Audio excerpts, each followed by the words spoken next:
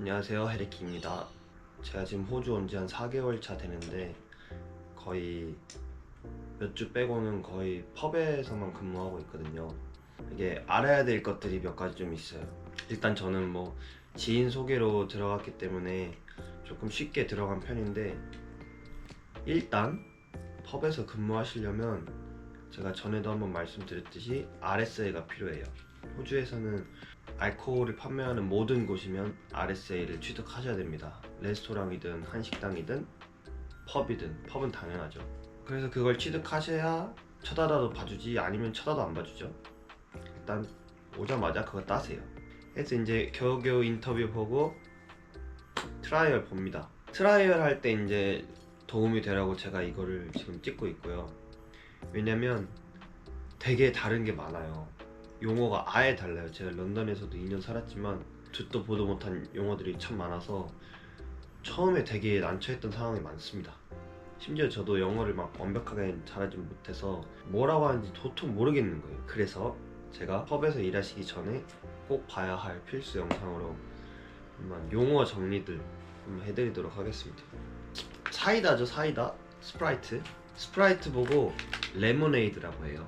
그리고 레모네이드라고 한테는 뭐라 하냐? 레몬 스쿼시라고 해요.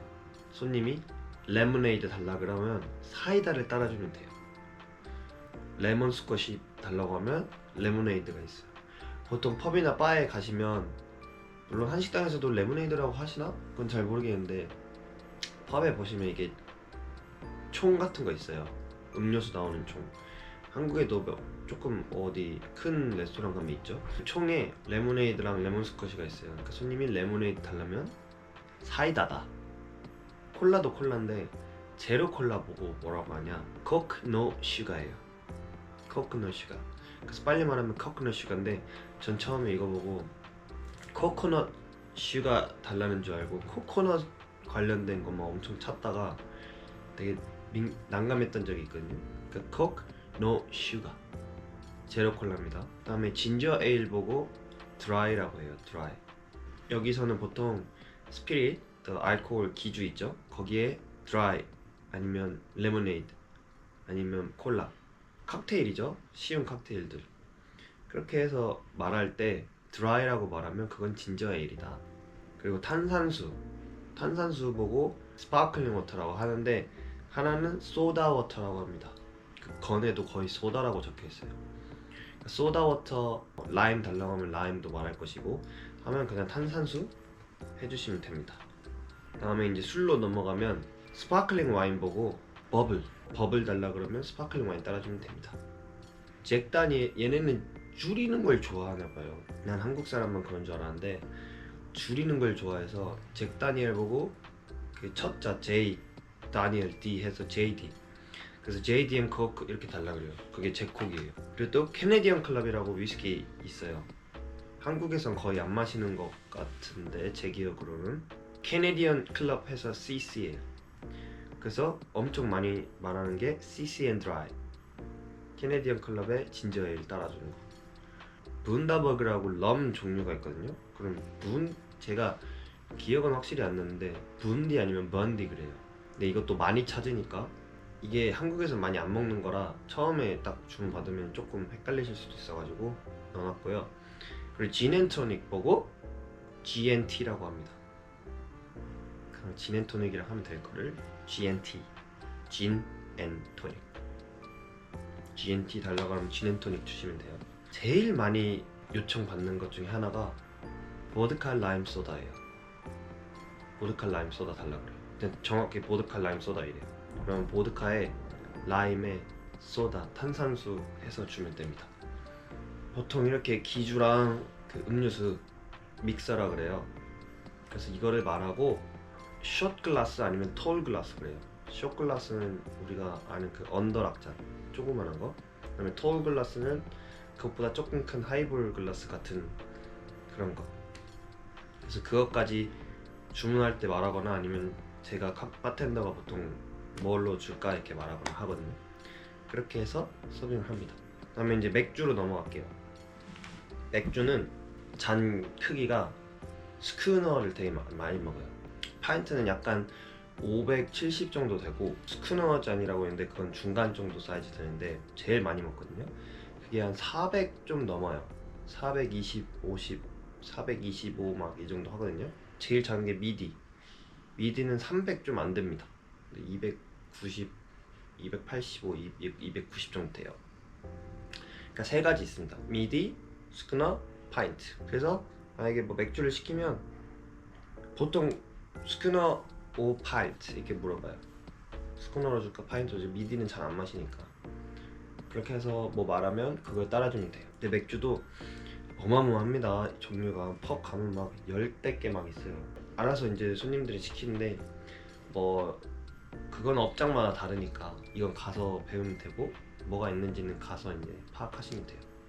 맥주마다 또 줄임말이 다 있긴 해요. 막 트위스라는 맥주는 뉴라고 말하고요. 트위스 뉴인데 그냥 뉴라고 말해요.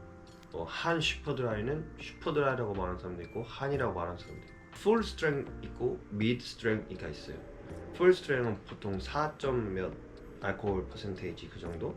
그다음에 미드 스트렝 그거보다 낮은 거 한 3 이 정도. 가게마다 미드 스트렝 달라 그러면 가게마다 한두 개 정도 있거든요. 그거 이제 따라주면 되고.